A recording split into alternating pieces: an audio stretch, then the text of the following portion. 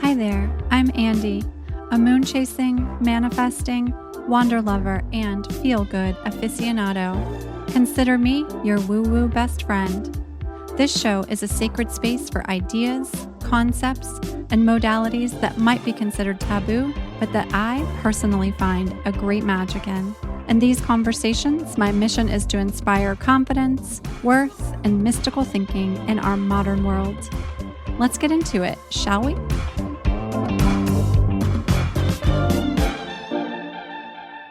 Well, hello, my friends. It's Andy. And if you've been following along over on my Instagram page, which is Wee Wee Girl, you know that today's episode is an episode in which I'm going to be sharing some big personal news. Yeah, big personal news. So it's going to be a solo episode. We're going to get right into it.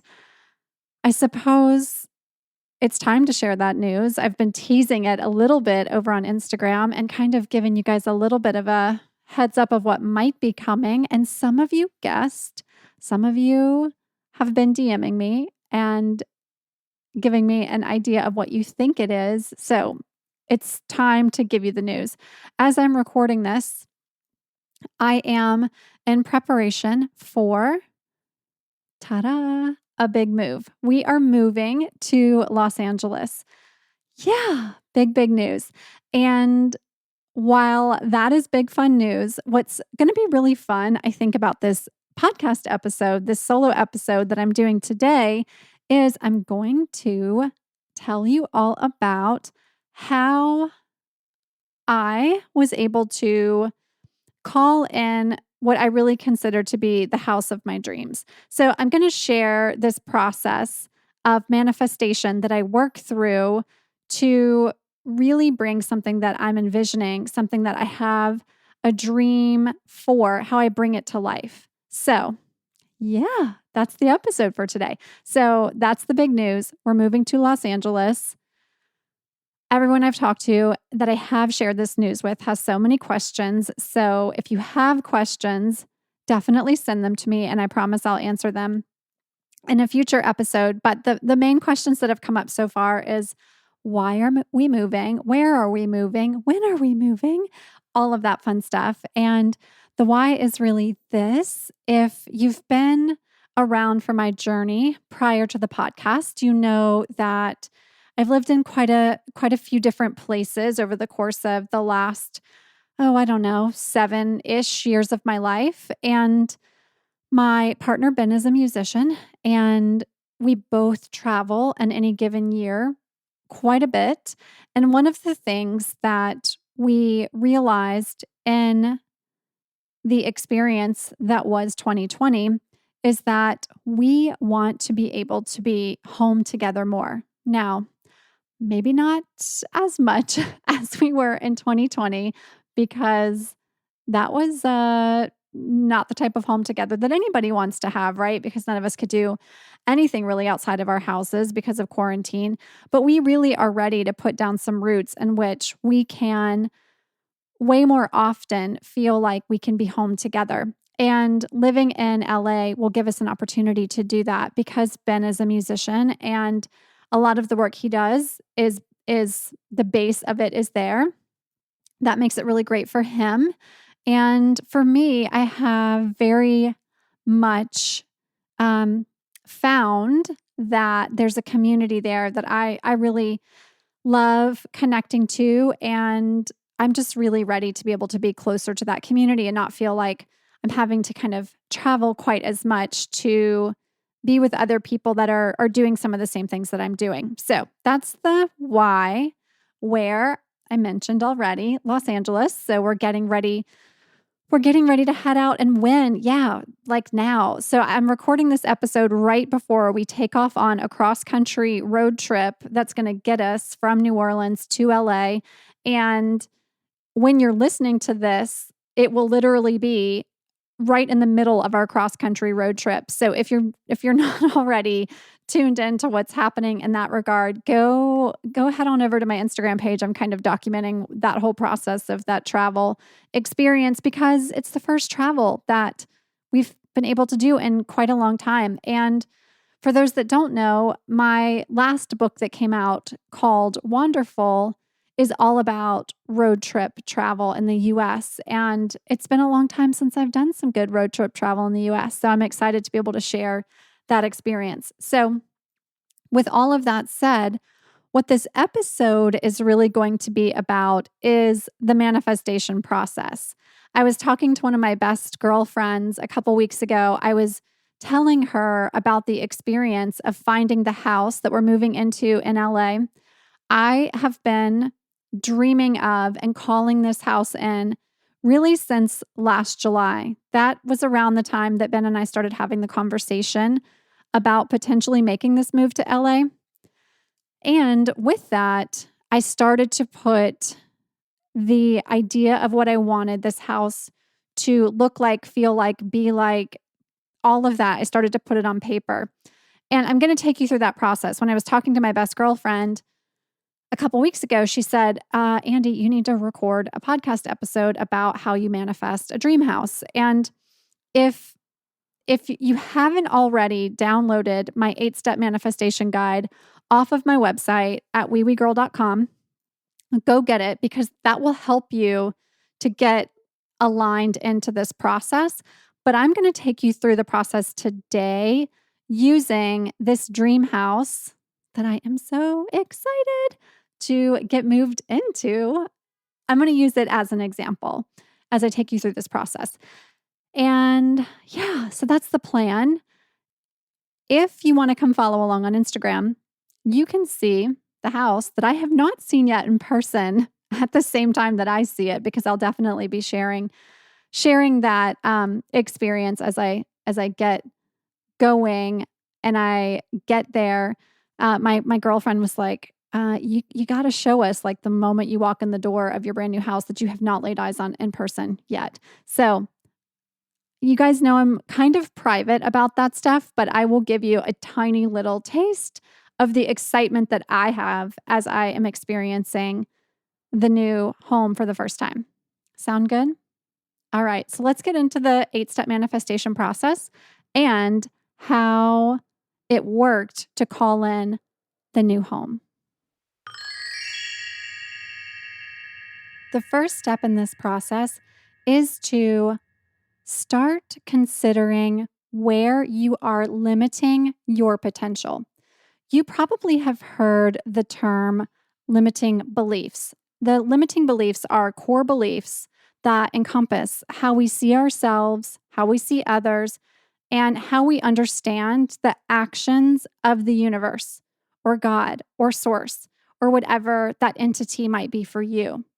Our subconscious holds beliefs that we've gathered from our parents, from society, from our teachers, from our friends, from media.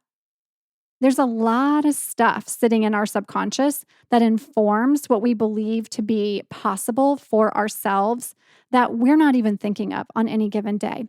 And to me, manifestation has nothing to do with saying positive affirmations over and over again. It has nothing to do with superstition. It has everything to do with your beliefs, specifically those subconscious beliefs, and how you then work with those beliefs to start applying action into your life. So I want to start with that before we get into anything else, you really have to work with that belief system. It's not possible for you to have everything that you are dreaming of if you don't have the dream to begin with. If you don't know what you're going for, it gets really tricky to have any sort of strategy, subconscious or conscious strategy, when you don't really know what you're going for. And sometimes we don't set that dream in motion because we simply just don't believe that we can have what we want for our lives. And trust me, sometimes you might think that there's something that you want for your life, and that is the big, juicy dream that you think you're calling in. And the universe or God or source has a totally different plan for us. And there's some shifting and some movement we have to make to kind of find a new path. So, with all of that said, there's a lot of flow in this, and there's a lot of co-creation in this. You are going to have to take responsibility for taking inspired action towards the things that you want to have in your life. And then you have to be in a bit of a place of trust and surrender that perhaps there's a bigger play at hand here that will support you and making that thing come to life. I like to ask these questions to check in on the subconscious and to check in on the limiting beliefs. So those questions are, what do you believe to be true about your life? What do you believe to be true about the life you're calling in? What is it that you want in this life? What material possessions, what experiences, what relationships would completely light you up? On a scale of 1 to 10, how worthy do you feel? On a scale of 1 to 10, getting more specific here, how much do you believe that you can have the life that you dream of?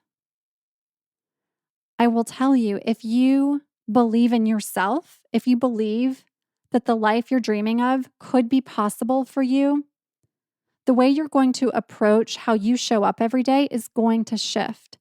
And when we talk about vibrational energy, the high vibrational emotions such as love, compassion, excitement, joy, you're more likely to feel those when you are really believing in yourself and what's possible.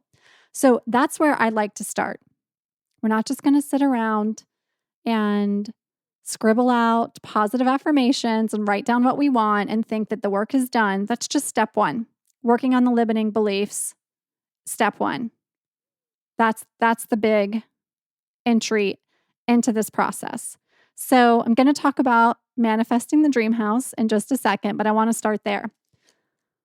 Okay, so step 2. Now, here's where we get specific. Step 2 is really simple. Make a list. And I'm talking about handwrite the list. You don't have to get fancy. Just pull out a sheet of paper or your journal and handwrite what you want. State it with intention, be crystal clear, and revisit the list often. One of the women in my Sea Changers community who is presently in my Opulent Shift program, which is the program in which we work on shifting from being a creative with a passion to really being the CEO of your life. She asked me recently, okay, Andy, I get the list. I know I need to write it. Now, how often do I write it? And my recommendation, my process is I write my list over again every new moon. Maybe for you, it's the first of every month, whatever's going to work for you. And here's where I want to give you an example from my manifestation of this house that Ben and I are moving into in Los Angeles. So I start my manifestation list, my vision, over again every new moon. And I'm looking back right now, right in front of me, I have pulled up my manifestation vision statement from the month of July. And this is when I started talking about the possibility of this house. I did not know where it was going to be yet. I didn't know, there was a lot of things I didn't know about it. A lot of things I had to trust the universe, surrender to what would be right for me. But here's what I knew, and this is what I wrote. And you'll notice I wrote as if this thing had already happened, and I think that's an important part of the process. So I wrote, I have a beautiful, luxurious home that inspires creativity and provides restoration for Ben and I. We find romance, connection, and joy in our home. This home feels retreat-like. Some of the important components of this house will be hardwood floors, natural light, a garden, or it will be surrounded in nature. It will be in sunshine and a close drive to the places we like to explore, like the beach, the mountains, or the desert. Okay, so that's what I wrote back in August. Now, I wrote some version of that again in September, again in October, again in November. By December, we had an idea that Los Angeles was in the picture. And so then I started getting a little bit more specific about the type of plants that I was hoping to have around our home. I wanted to make sure that there was a creative space for Ben and a creative space for me, that we both would be inspired creatively, but that we wouldn't kind of have to work on top of each other. So I started to detail out some of those things. And then I also started to, with this list making process, I put together a really simple vision board and saved that vision board on my phone home screen. So from about August until now, every time I glance at my phone, I would see these pictures of what this potential house might look like. And I would change it out occasionally. And here's the thing. When I saw the listing for our new house, it was like I already recognized it because I had been looking at these pictures. I had been writing and reading this list since the summertime.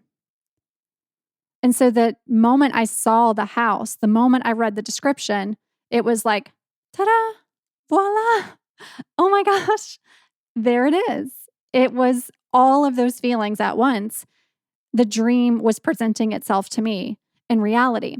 So there wasn't a moment of, oh, is this the right one? I'm not so sure, because I had already mapped out exactly what I was looking for.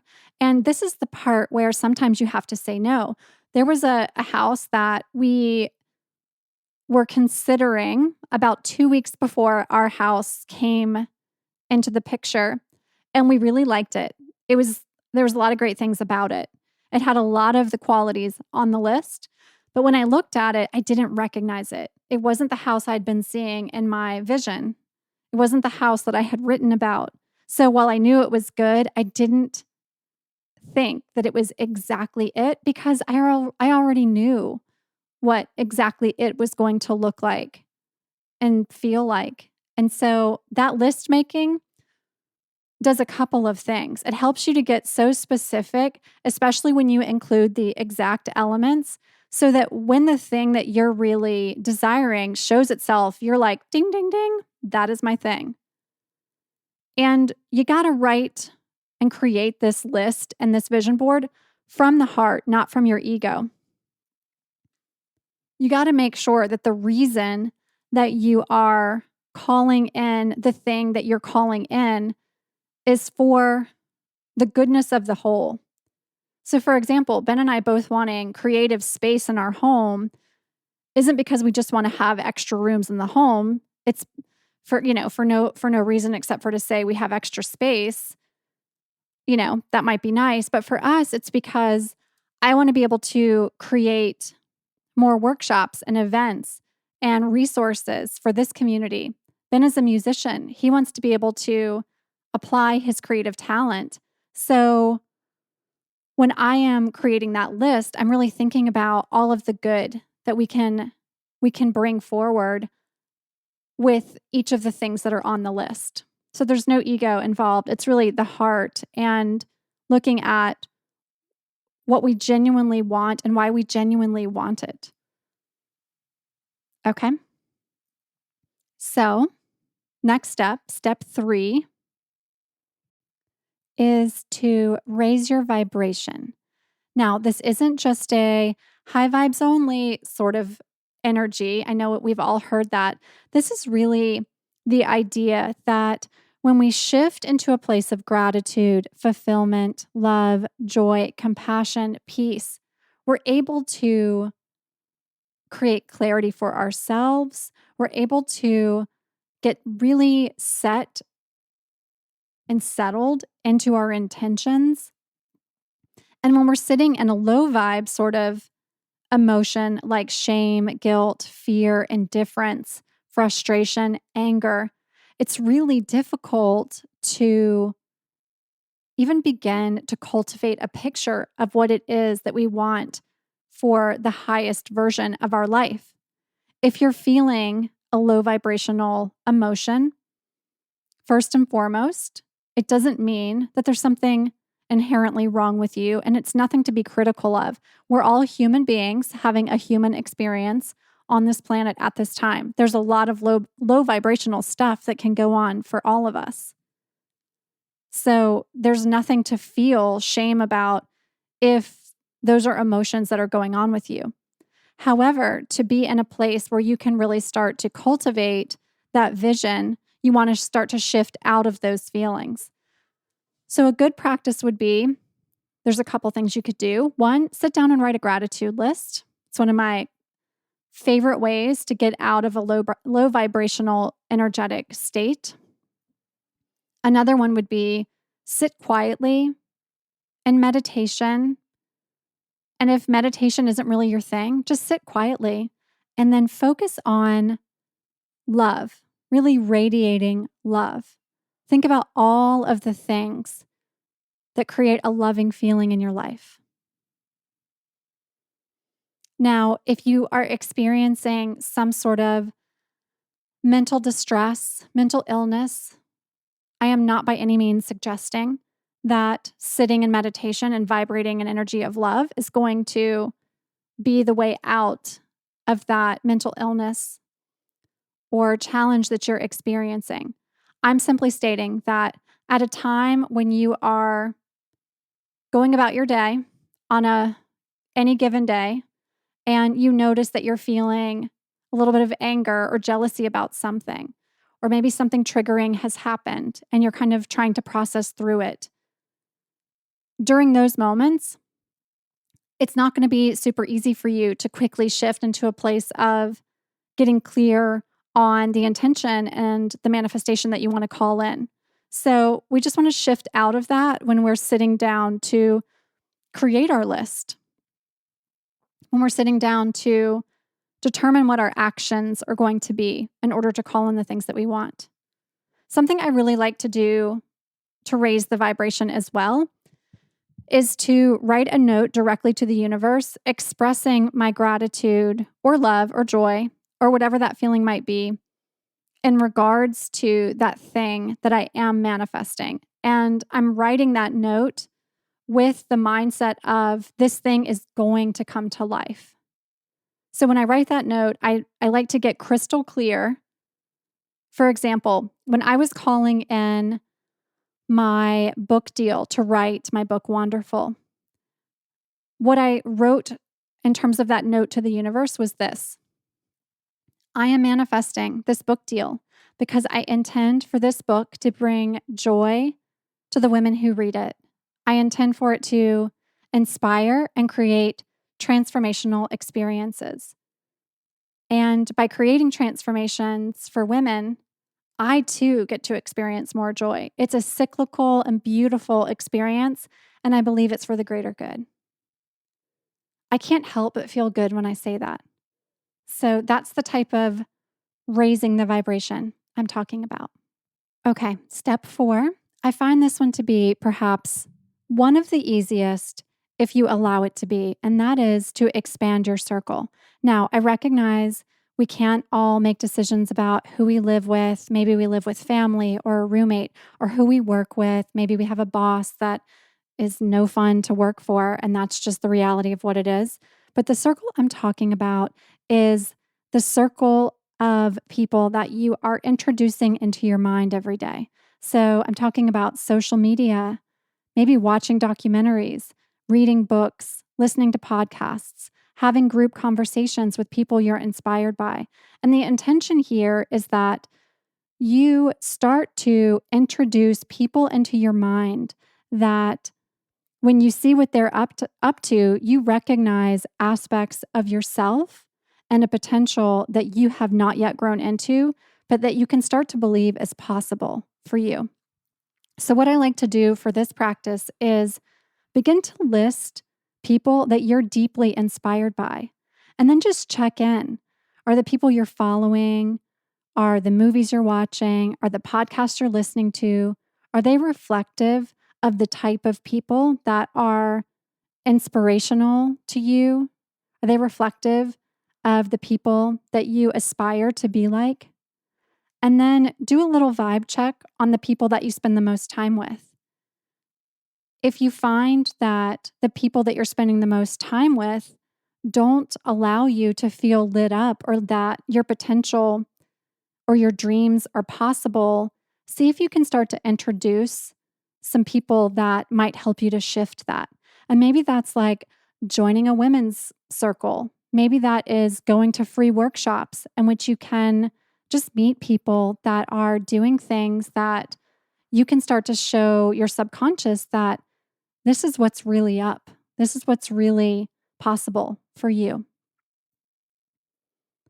Step 5 is to make space.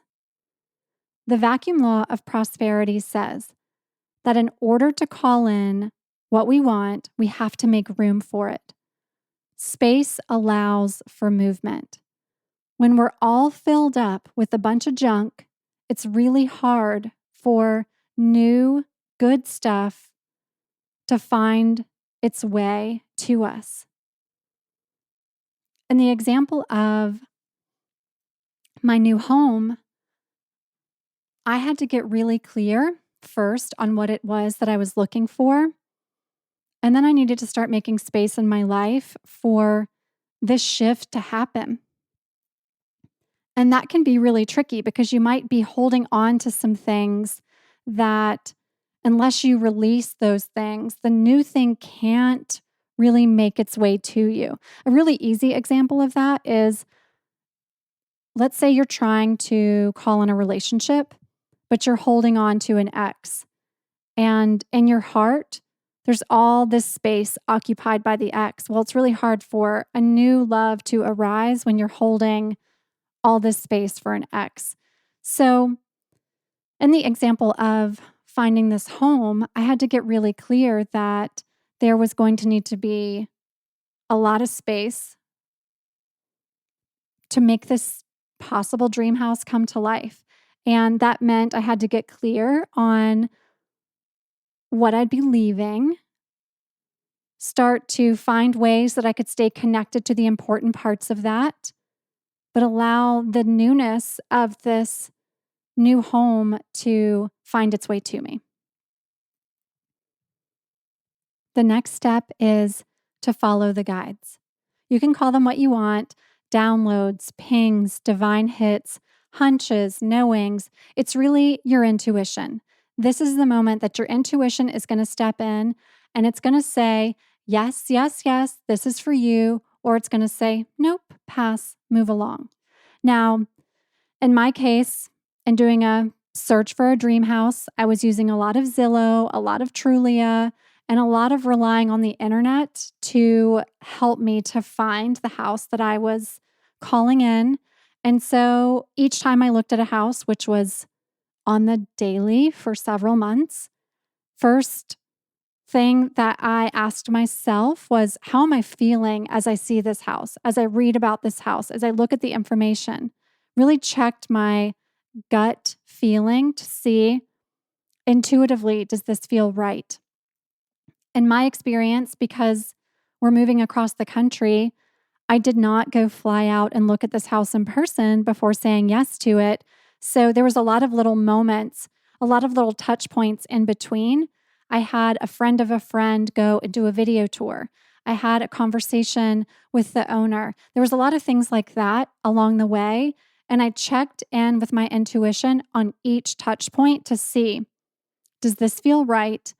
Are the guides continuing to send me on this journey? Or at any point, is there a, nope, you need to move in another direction? There were plenty of houses that we looked at along the way via the internet, mostly, that there was a moment along the way in which the guide said, nope, we need to shift and go a different direction.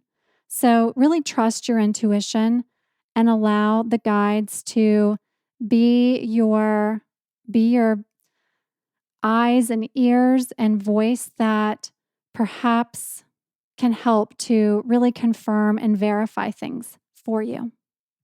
Okay, step 7.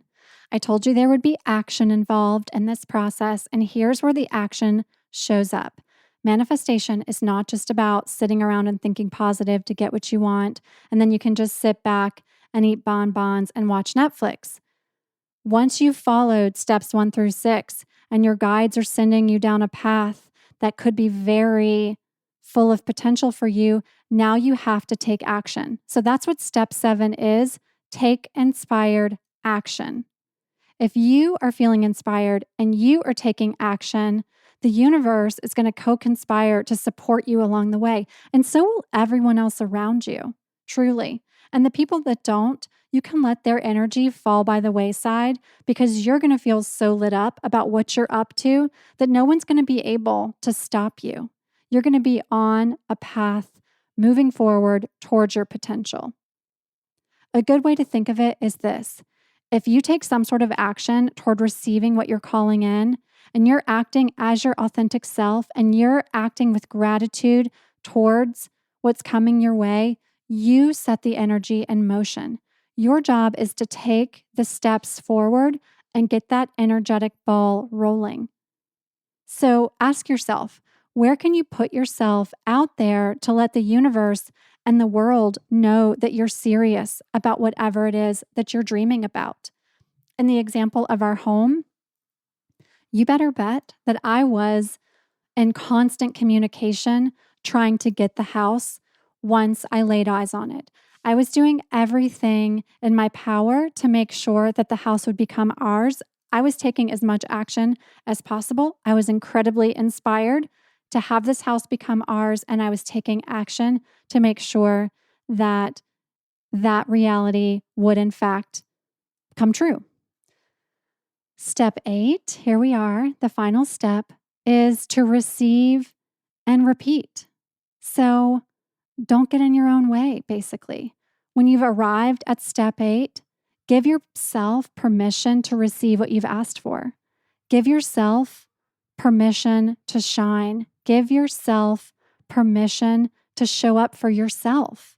Give yourself permission to stay in your highest vibration, to be someone who's feeling gratitude, who's feeling excitement, who's full of energy.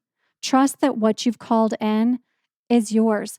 And for our home and those final moments, the very last day when I had done the work, I had worked through steps 1 through 7, and the only thing left to do was to receive and repeat. Here's what happened for me.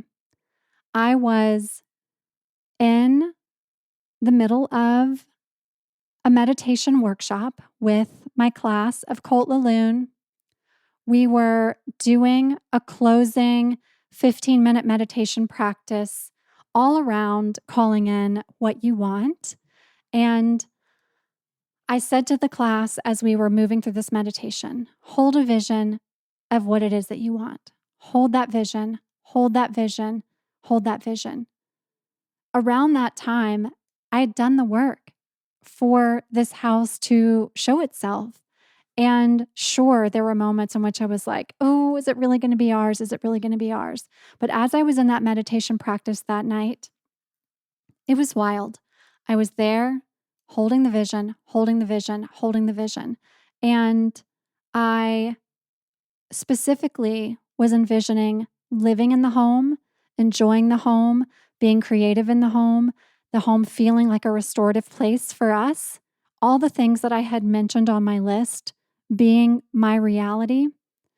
And I envisioned getting an email or a phone call letting us know that the house was now, in fact, ours. I finished that meditation that night.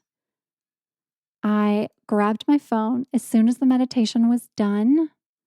I opened my email, and you better bet that email was in my inbox, and it said, "Welcome home." I jumped up screaming with excitement. I ran into the other room where Ben was, and I was like, we got it. It happened. And I don't know, maybe it's coincidence that I sat in meditation that night ready to receive. Maybe it's not. But step 8 to me is all about that moment of being in a place of receiving. And that's where I was that night. So that's the story of the new home. And as I mentioned, you guys can follow along this week as you're listening on our cross-country journey to move from New Orleans to LA. And I hope that this story has inspired you to use these 8 steps to consider something that you're calling in your life and to make it come to life for you. Okay. That's our episode for this week. I'm going to close with a moment in which I will share a review because the reviews light me up so much and I'm so grateful for them. So here's one from this past week. This one's from Andy Lyon. It says, "Good for the soul. Every week I listen to Andy's podcast and I think, oh, this is my favorite one yet. But then another weekly episode comes out that continues to enthrall my mind. From her wonderful speakers to Andy herself, I always find nuggets of information, education, even resources, and encouragement to dive deeper into understanding our own being and becoming our true, authentic selves. I am new to this form of spirituality and I am here for it. I can't wait to keep growing and learning. So thankful for Andy creating this podcast." Thank you. I am so grateful for your shares. If you're loving the show, if you're loving what you're learning from our guests and from these solo episodes, sharing the episodes that you love with a friend or leaving us a review means the world. We're working really hard to bring you some really special stories, special conversations, and your support means the world to us. If you want to find us on Instagram, my Instagram, as I mentioned, is Wee Girl, and we have a show Instagram page as well. And that show page is at Your Woo Woo BFF. You can find us, of course, wherever you get your podcasts. And that's it for this week. We're complete. I'll be back again next week with another interview. Looking forward to sharing more solo episodes, more interviews, and hearing how it's all resonating with you, my friends. Thank you so much. Have a beautiful, beautiful rest of your day. Thanks for stopping by. See you soon.